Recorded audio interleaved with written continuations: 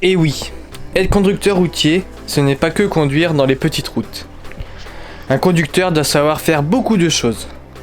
Avant tout, faire preuve de prudence, d'anticipation, de bienveillance, de logique.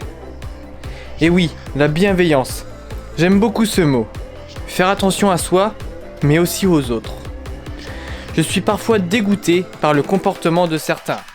Mais bon, il faut faire preuve d'intelligence. Ne pas répondre ou ne pas agresser. Laisser faire me semble la solution la plus sage. Vous vous demandez sans doute si je suis calme. Pas du tout. Je suis un grand nerveux. Mais il paraît qu'on s'assagit avec le temps. Mais bon, dans ma petite campagne normande, je trouve que les gens ont plus ou moins le sens du savoir-vivre. Regardez, je fais des saluts à tout le monde pour remercier. On me répond, ce n'est pas grand-chose, et pourtant. Jean-Phi, Romain, Rico, Joël, Charlot, et plein d'autres. Vous êtes mes abonnés. Quelle chance d'avoir fait la rencontre de gens aussi formidables. Bien sûr, il y a des gens qui cherchent le mal. Mais si je parle d'eux, je leur donne de l'importance. Alors laissons couler. J'ai passé l'âge. Routier youtubeur, vous me dites tout ça. Je n'aime pas du tout ce terme. C'est un travail à plein temps de faire des vidéos. Croyez-moi. Je passe des journées entières devant mon PC à monter des vidéos, réfléchir. Parfois je m'endors car ça me saoule. Et puis à chaque fois, je reviens. Aujourd'hui, nous sommes lundi et je prévois sortir la vidéo mercredi. J'écris cette voix off à 19h, je me suis levé à 3h40. Mais je tiens le coup, car je le sais. Vous, mes abonnés, vous êtes derrière moi.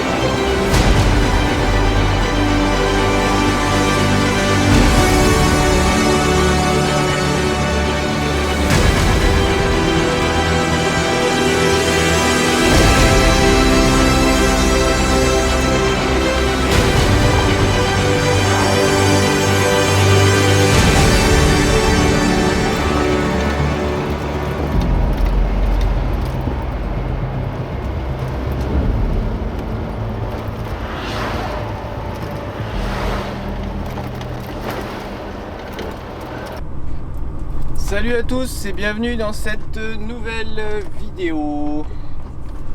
Alors là, hop, je suis en train de chercher ma route. Le téléphone ne veut pas marcher, bien sûr. On va appeler le patron. Vous connaissez le patron, Jean-Philippe.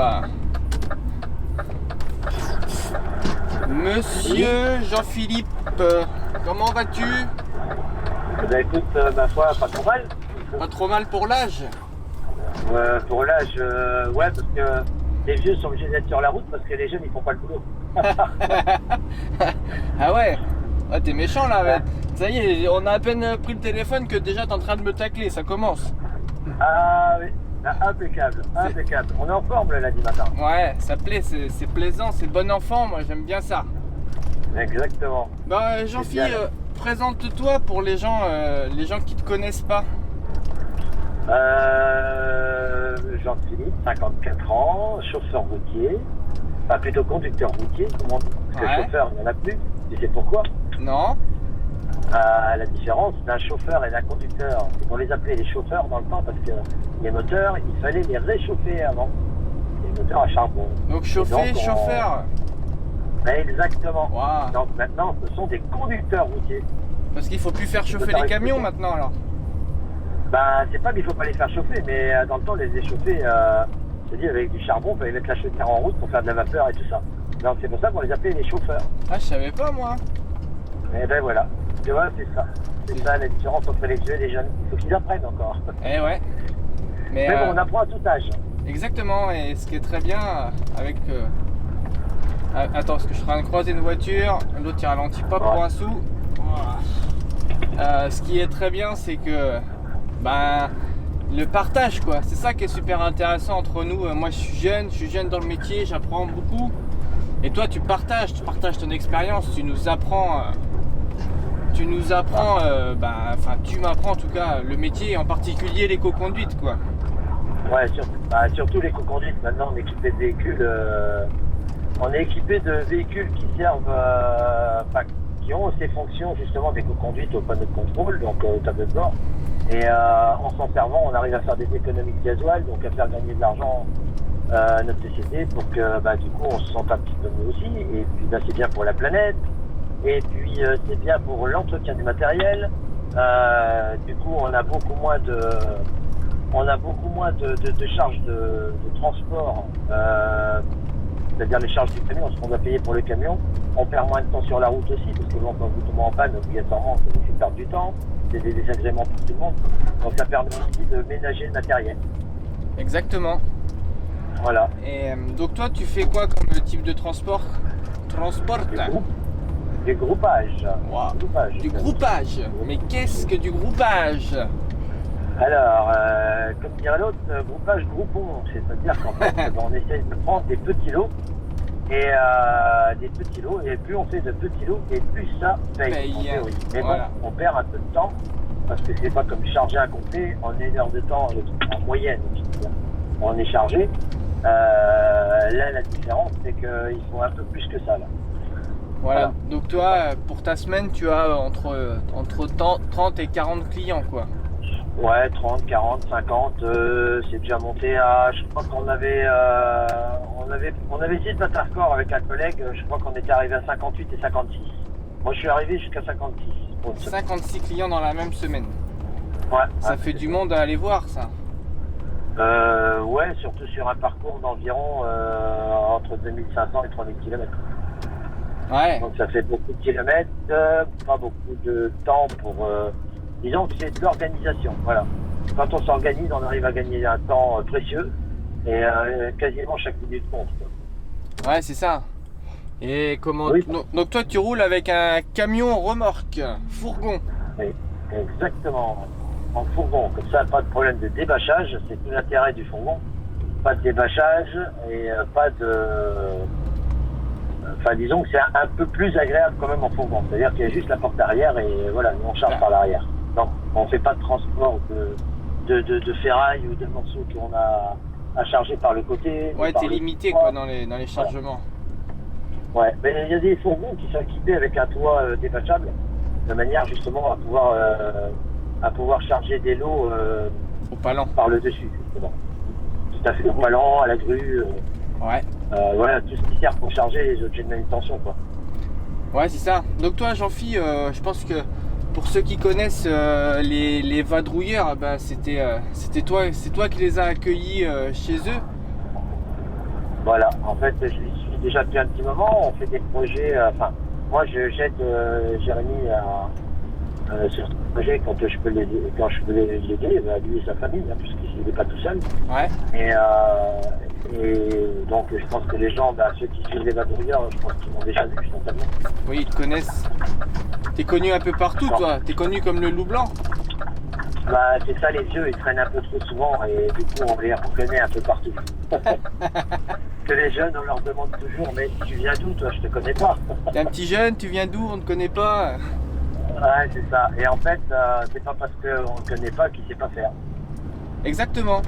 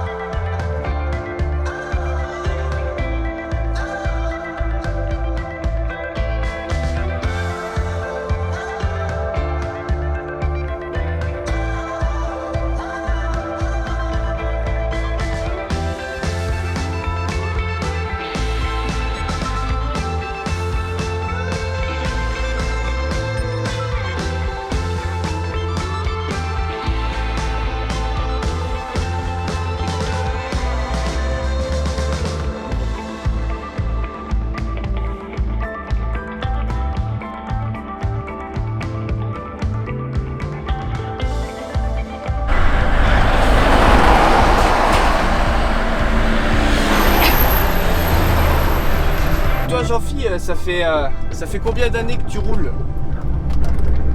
Que je roule ou que je suis dans le transport? Bah, ou que t'es Ouais, que t'es dans le transport. Alors, je suis dans le transport. J'ai commencé un peu le transport quand j'étais jeune, avant d'avoir le permis. Après, parce que dans le temps, on pouvait encore se permettre de rouler dans les champs, dans les machins avec le camion, tant que la marée chauffée les arrête. Ouais. Et après, j'ai fait du transport à l'armée. Et depuis 34 ans, j'ai fait une société de transport. T'es dans une grosse Avec société. Hein, vas-y. Oui, avec une expérience aussi sur des transporteurs hollandais qui n'avaient pas de succursale en France. Ah ouais. Donc t'as touché un peu à tout, t'as fait tout le temps du fourgon. Non, un peu de fourgon, beaucoup de bâchés, énormément de bâchés, parce que toute ma carrière quasiment était en bâché. D'accord. Donc c'est chargement de ferraille, chargement ADR, c'est-à-dire les produits dangereux, Ouais. chargement pour des centrales nucléaires, j'ai fait des chargements spéciaux. Pour les spectacles aussi, on chargeait pas mal pour les théâtres d'habitat. Donc t'as fait de l'événementiel. Ouais, j'ai fait un peu d'événementiel, j'ai fait un peu de tout ça, mais quasiment dans la même branche de transport, quoi. Faut dire transport à traitement. Ouais, donc t'as quand même touché un peu, pas à tout, mais bon, t'as vu pas mal de choses, quoi.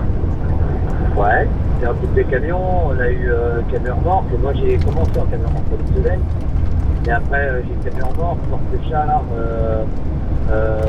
pour exceptionnel. Après j'ai eu aussi mon bâché, ben,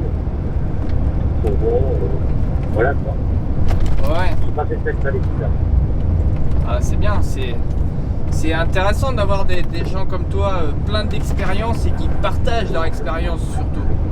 Très intéressant. Oui, surtout qu'on peut encore apprendre, même à l'enseignement, tu sais, il me reste encore un peu à faire. Si je voulais, par exemple, dans mon groupe, c'est la citerne aussi. Donc c'est un grand groupe, et si on voulait, si je voulais, je pourrais très bien faire de la citerne aussi. Bon, la citerne, c'est pas mon truc, hein, c'est un choix personnel, mais il y a la cuvée, il y a la citerne de produits alimentaires, il y a la citerne de produits dangereux, la citerne d'alcool, voilà, il y a en citerne de quoi faire aussi. Ouais, c'est clair. Et si un jeune ou quelqu'un qui est passionné par le métier, j'aime bien poser cette question, je sais je la pose tout le temps, mais si un jeune ou quelqu'un qui est passionné par le métier, Oui, qu'est-ce que tu aurais envie de lui dire? De y aller, de pas y aller, de faire attention, je sais pas.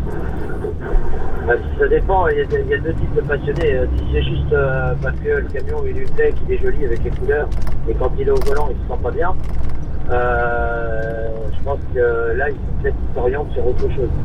En revanche, quelqu'un qui adore les camions, qui fait attention un petit peu à ce qui se passe, ce qu'on peut faire avec, enfin quelqu'un qui est passionné dans le transport, il y a beaucoup de gens aussi qui connaissent la mécanique. Et comme moi, par exemple, dans le temps, nous, pour être moniteur routier, il fallait connaître la mécanique. Sinon, vous ne pouvez pas embaucher par les patrons. Et donc, c'est important aussi d'aimer ce qu'on fait. Donc, si un jeune est passionné par ce métier et qu'il connaît un petit peu comment ça se passe, parce que souvent de fois, il rentre par l'école, il faut foncer en fait. Il ne faut pas trop regarder les heures, parce que bon, c'est un métier où, heureusement ou malheureusement, on fait beaucoup d'heures, on donne beaucoup de notre vie privée à ce métier.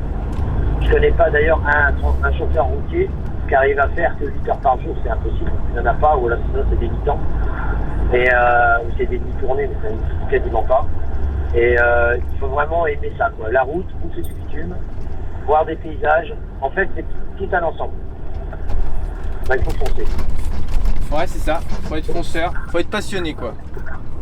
Voilà, passionné. Maintenant, c'est assez passionnant parce qu'il y a de nouvelles normes qui rentrent en compte. C'est un métier quand même qui s'est vachement professionnalisé. Avant, n'importe qui sortait de l'armée avec le permis, il rentrait dans un camion, même s'il n'aimait pas le boulot, c'était alimentaire. Il connaissait rien du tout, il s'en foutait. Maintenant, c'est quand même vachement professionnalisé. On est quand même suivi tous les 5 ans avec la FCOS, donc la formation continue obligatoire de sécurité. Pour les petits jeunes qui vont commencer, c'est la FIMO, donc formation initiale. Et cette FIMO, justement, elle vous donne l'accès au monde du transport. Et c'est à partir de là qu'on voit si on est fait ou pas pro. C'est ça. Après, au début, ça peut en impressionner certains. J'ai souvent des gens qui m'envoient des messages, disent oui, j'aimerais bien faire ce métier, mais j'ai peur j'ai peur de pas pouvoir arriver à rouler, tu vois. J'ai souvent ce... Oula, la caméra elle a fait un gros bond là. Mais pour faire sauter les auditeurs. ouais. Non, mais en fait, dans ce boulot, c'est comme dans la vie.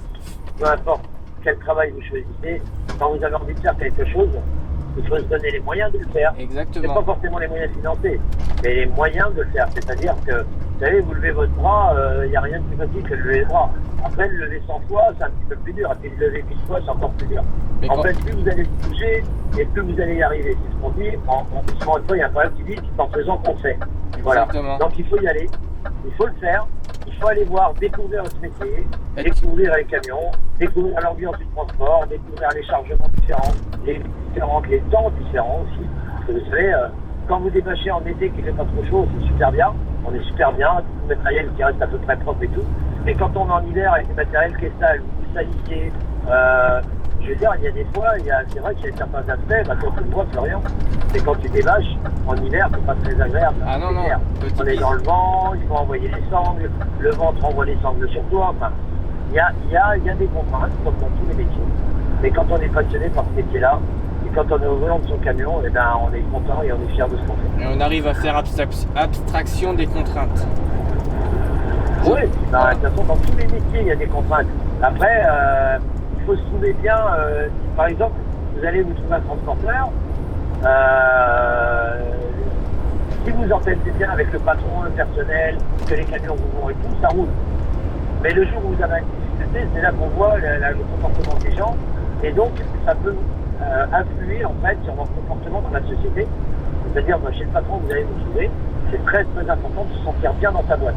Même si vous n'avez pas le plus beau des camions, le plus important c'est de se sentir bien. Pourquoi? Parce que la route, il faut rouler en sécurité. Et le stress du départ en camion, quand vous n'êtes pas bien dans votre tête, il n'y a rien de plus mortel sur la route parce que du coup vous n'êtes pas du tout présent au volant. Ah ouais, mais carrément, tu penses à autre chose. Voilà, et en fait l'ambiance générale de la boîte dans laquelle vous allez rentrer est très très importante. C'est pour ça qu'au début, les premiers patrons, vous n'avez pas le choix. Le premier qui vous prend, vous le prenez. C'est normal, c'est ce qu'on appelle l'expérience. On fait une bonne ou une mauvaise expérience et ensuite on rebondit. Il ne faut jamais être dégoûté. C'est pour ça que c'est important d'être passionné par ce qu'on fait, parce que du coup, avec cette passion, elle nous aide à avancer et à rebondir. Donc vous pouvez très bien vous trouver un autre transporteur sur lequel du coup vous allez vous sentir beaucoup mieux. Voilà, c'est l'ambiance générale qui est très importante. Il ne faut pas oublier qu'on a quand même 40 personnes dans les mains. Voilà, ouais, c'est sûr. Et au début, tranquille quoi. Tranquille. Oui, voilà, vous ne laissez pas mettre la pression, parce que c'est le pire. Ouais, la pression. Il ne faut jamais se mettre la pression. La pression, il faut savoir que ce n'est pas eux qui vous la provoquent, c'est vous qui vous l'affligez. Moi, la pression. Il y a des lois, ouais. On s'est battu, nous, les anciens, pour des lois dans le transport, pour essayer de faire respecter quelques horaires, parce que dans le temps, les patrons ne respectaient rien du tout. Tu avais des bons patrons qui te payaient en plus quand tu avais ces plus d'heures, et tu en avais d'autres qui s'en foutaient complètement et vous faisaient faire des heures à pas dormir pendant 2 jours, 3 jours. Maintenant, il y a des lois. Ouais. Vous avez signé un contrat, vous respectez votre contrat. Après, voilà, si votre patron vous dit, tu ne veux pas te mettre en coupure chez un client, machin et tout, si tu sais que derrière, tu vas faire une petite coupure pour que ça aille bien, tu peux le faire. Et ce que je veux dire par là, allez pas dépasser les heures de conduite, parce que c'est votre permis, et votre permis, c'est votre carrière. Exactement. Voilà, vous perdez votre permis, vous perdez votre boulot dans ce milieu. Exactement. Pas l'oublier. Tu as tout à fait raison. Donc, vous laissez pas mettre la pression. C'est ça le mot. Et dis-moi, mais la pression, moi, je préfère la boire que la subir, moi. Exactement, avec modération et le week-end. Ah ouais. Dis-moi, Jean-Philippe, j'ai une question qui me vient là. C'est vrai que je te l'ai jamais posée. Si t'as plus de cheveux sur la tête, c'est parce que tu frottes le plafond dans ton camion ou comment ça se passe?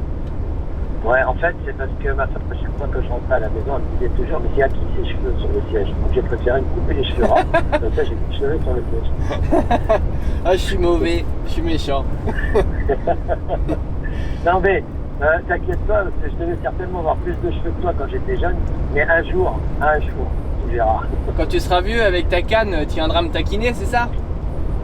Non, je viendrai te canner. Bon, ben en tout cas, je te remercie beaucoup pour tous ces précieux conseils. Et Ouais. dites-nous en commentaire si ça vous intéresse qu'on fasse une vidéo avec Jean-Philippe, qui est quelqu'un d'expérimenté, mais surtout quelqu'un qui partage son expérience. Je trouve ça c'est super important. Le fait d'être expérimenté, il y a beaucoup de gens expérimentés, mais il faut encore avoir l'intelligence de le partager. Ouais, exactement. Et C'est ça le plus important. si ça vous tente ou vos potes qu'on fasse quelque chose ensemble, bah, dites-nous-le en commentaire et on essaiera de se croiser un jour ou l'autre. Bah écoute, moi je suis complètement partant, donc voilà. Bon. Il n'y a plus qu'à. Et à Allez, et les... commentez. Ouais. Et les vidéos que je fais, elles te plaisent ou elles te déplaisent? Comment? Les vidéos que je fais sur YouTube, Oui. elles te plaisent ou elles te déplaisent? Ben, ça dépend quand est-ce que je les regarde en fait. C'est-à-dire que si je les regarde avant que tu me dises que je sois vieux, elles me plaisent bien. Et si c'est Non, après, non, franchement. si c'est après, ça te déplaît? Non. Alors, franchement, bah non, c'est-à-dire que j'ai plus le même regard en fait. Parce que j'ai des cheveux dans les yeux. En fait. Ouais. Mais non, franchement, enfin là, bon bah pour vous là qui êtes derrière votre écran, j'ai commencé à connaître Florian parce que je suivais Justin et parce que aussi il est dans le monde du transport. J'ai tout accroché à ce qu'il fait parce que du coup il essaye de faire partager justement son retour d'expérience qui est très très important.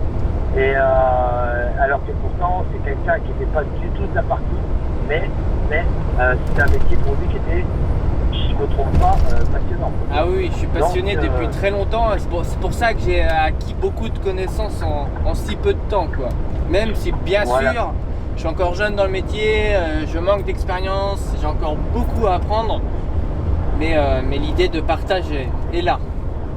Voilà, et donc ce qui est important, je pense que ce que tu montres dans tes vidéos, justement, c'est d'essayer de faire découvrir les choses, que tu découvres parfois en même temps que Ouais, tout le monde, d'ailleurs. c'est vrai, j'en apprends en faisant mes vidéos, c'est ça qui est fou. Voilà, exactement. Et le partage, justement, il est là aussi. C'est-à-dire que c'est pas parce qu'on était à l'école, c'est comme le permis de conduire, ça vous passez votre permis, vous ne savez pas conduire. Vous allez apprendre à conduire tout au long de votre vie. Et le principal, c'est de ne pas perdre des bases de sécurité. Après, c'est la même chose pour les expériences personnelles. Et c'est ce que tu as fait toi. Tu as fait une première expérience du monde du travail dans une autre branche. Et là, tu t'es réadapté dans une autre branche qui te passionnait aussi. Donc, c'est une preuve qu'on peut quand même y arriver. Exactement.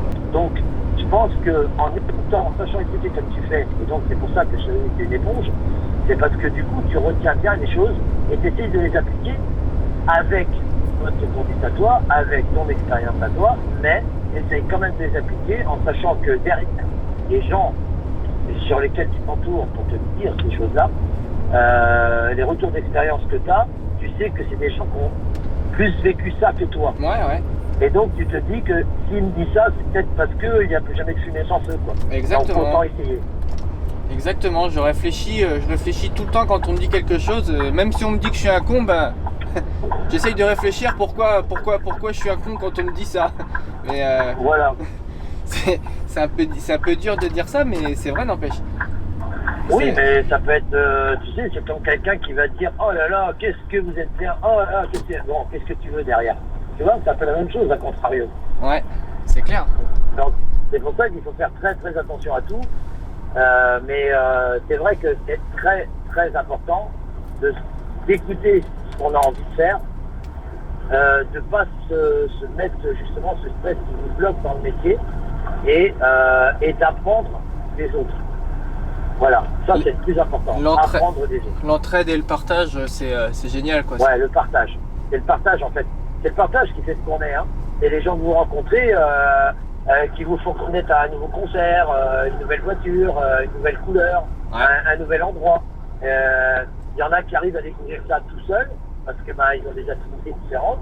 Mais quand on est dans ce monde-là, il faut savoir écouter, regarder comment ça se passe. Exactement. Quand vous arrivez moi j'ai fait de l'international. Quand on fait de l'international, c'était avant le téléphone, c'était avant le GPS. Il fallait tout savoir, tout connaître, et c'était impossible. Donc quand vous arrivez dans un nouveau pays, faut observer, il faut regarder comment les autres font, il faut regarder comment ça se passe, et donc c'est comme ça qu'on apprend. Exactement, c'est comme ça que tu avances, quoi. Voilà, exactement. Moi je pense en tout cas. Et bon, après, c'est sûr qu'il y en a qui veulent pas écouter, mais J'ai un monsieur Jean-Philippe, un jour, il m'a dit, écoute Florian, quand tu fais une manœuvre, c'est la première fois si tu veux faire de l'éco-conduite. Ah, je lui ai dit, c'est chaud, tu vois, je me suis un peu braqué. Je lui ai dit, ah non, c'est pas possible, c'est trop chaud et tout. Et il me dit, Jean-Philippe, il me dit, bah écoute, si c'est trop chaud, tu descends, tu vas voir, mais ça doit rentrer du premier coup. Bah, j'ai écouté le professeur. Et maintenant, si j'ai un doute, bah même si j'ai 3 ans déjà d'expérience, même si c'est pas beaucoup, je sais, mais je descends, je vais voir ce qui se passe, et on essaye de rentrer de la première fois. Exactement. Et ça, c'est bon pour l'éco-conduite parce que du coup, vous énervez pas, vous rentrez du premier coup, vous n'avez rien cassé, donc vous n'avez pas perdu de temps, etc., etc. Enfin, tout ça, ça participe aussi au stress de la conduite, à l'énervement, à plein de choses, quoi. Ouais. Et ouais, c'est ça. Moi, l'éco-conduite, vas-y. Un drôle de truc. Je disais, l'éco-conduite, c'est le cœur de notre métier à l'heure actuelle. Ouais, mais c'est-à-dire qu'il ne suffit pas juste de charger, décharger. C'est sur la route, quand vous êtes 10 heures au volant dans une journée, vous avez 10 heures d'éco-conduite, c'est-à-dire vous êtes responsable de votre 44 tonnes et vous êtes responsable de la vie des autres sur la route. Exactement. Mais ça, on en reparlera un peu plus tard. Exactement. De tout ça. Hein, ça suscitera des débats ultérieurs. Ouais, on se fera des débats gentils, j'espère. Parce que je sais que l'éco-conduite, c'est assez drôle, hein, parce que t'en as, ils sont pour, ils sont ok, ils cherchent à apprendre, mais t'en as d'autres, ils ont rien à foutre, quoi. Mais alors, vraiment, quoi. Moi, c'est mon patron qui paye le gasoil, rien à foutre. C'est exactement ça. Quand le camion il a plus de gasoil, ben j'en fais. Ouais. Enfin bref, on y reviendra. Jean-Philippe, je vais clôturer la vidéo ici, parce que sinon on va parler toute la journée, nous connaissant tous les deux. Ah bah là on fait 24 heures de vidéo et encore ils vont se coucher avant. On va les fatiguer, je crois. C'est ça. En tout cas, sujet là-dessus, voilà. En tout cas, je te remercie beaucoup. Si vous voulez que j'intervienne, pourquoi pas avec Jean-Philippe ou d'autres personnes un peu plus souvent, n'hésitez pas à me le dire. Moi j'aime bien les gens d'expérience comme Jean-Philippe, puisque le partage, bah, moi encore une fois j'adore ça, mais bon j'ai dû le dire 50 fois dans la vidéo, enfin bref. N'hésitez pas à vous abonner à cette chaîne YouTube si vous ne l'avez pas déjà fait.